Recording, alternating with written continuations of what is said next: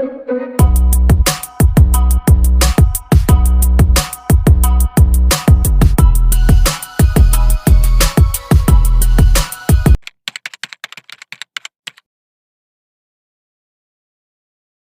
कहते हैं कि कवि अमर होते हैं, तो लोग सत्य ही कहते होंगे, क्योंकि आज मैं डीके वर्मा एक ऐसे कवि की कविता आपके सामने प्रेजेंट करने जा रहा हूँ जिनकी रचनाएं हमें किसी भी परिस्थिति में ऊर्जावान बना कर रख देती हैं।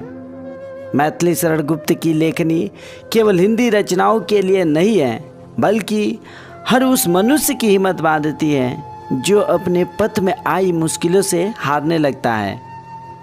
जब हम कोई कठिन लक्ष्य साधने वाले होते हैं तो कठिनाइयाँ हमें अपने लक्ष्य से दूर ले जाने लगती हैं, और ऐसी भयंकर मुश्किलें हमें सफलता के रास्ते पर मिलती हैं जो मनुष्य को तोड़कर रख देती हैं।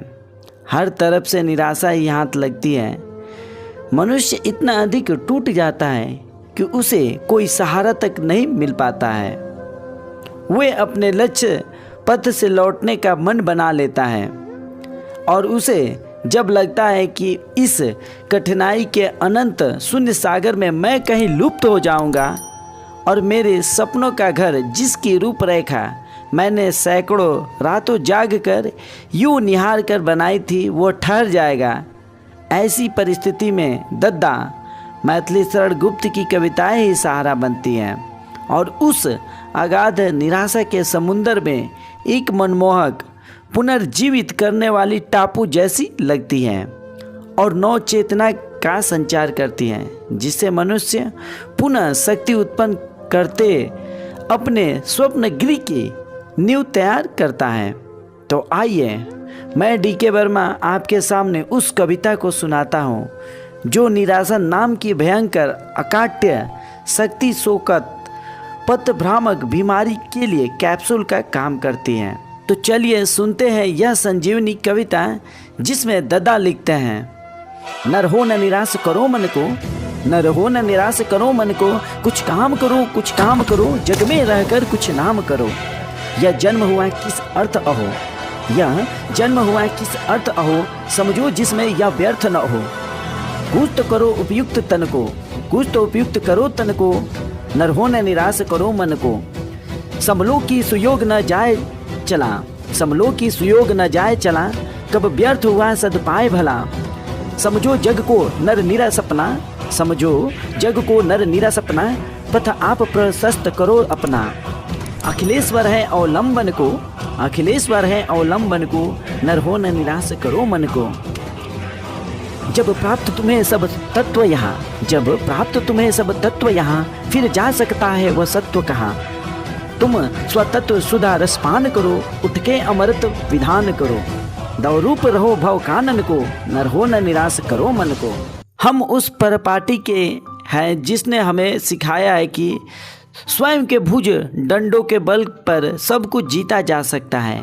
हमारे पूर्वजों के कारण सिर्फ एक बाण धारण करने पर समुद्र स्वयं दौड़ा दौड़ा उनके चरणों में जा गिरा, जिन्होंने अपनी छोटी सी उंगली पर पूरा गोवर्धन पर्वत को ही उठा लिया था, जिन्होंने संकट के समय सागर से निकला हुआ विष भी पूरा अपने कंठ में उतार लिया था। ऐसे गौरवमयी पूर्वजों की संतानें हैं हम। तब मैं कहता हूँ निज गौरव का नित्य ज्ञान रहे, निज गौरव का नित्य ज्ञान रहे, हम भी है कुछ यह ध्यान रहे। मरणोत्तर गुंजित गान रहे, सब जाए अभी पर मान रहे। कुछ हो न तो जो निज साधन को, नर हो न निराश करो मन को।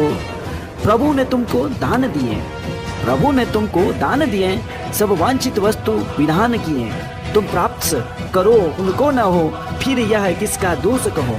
समझो न अलभ्य किसी धन को, समझो न अलभ्य किसी धन को, नर हो न निराश करो मन को। किस गौरव के तुम योग्य नहीं, किस गौरव के तुम योग्य नहीं, कौन तुम्हें सुख भोग्य नहीं। किस गौरव के तुम योग्य नहीं, कब कौन तुम्हें सुख भोग्य नहीं। जानो तुम जगदीश्वर के, जानो तुम जगदीश्वर के, सब है जिसके अपने घर के, सब है जिसके अपने घर के। फिर दुर्लभ क्या उसके जन को, नर हो न निराश करो मन को, नर हो न निराश करो मन को।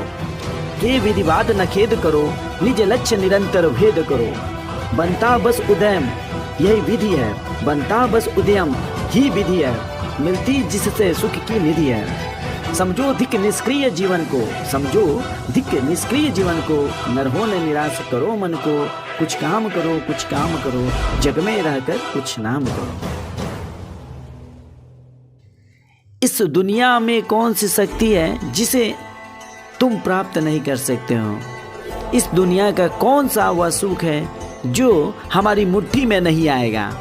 इस ब्रह्मांड में कोई ऐसी वस्तु नहीं है, कोई ऐसा पद नहीं है, कोई ऐसा सुख नहीं है जो हम चाह ले वो पाना असंभव है। सब कुछ संभव है, सब कुछ संभव है, सब कुछ संभव है,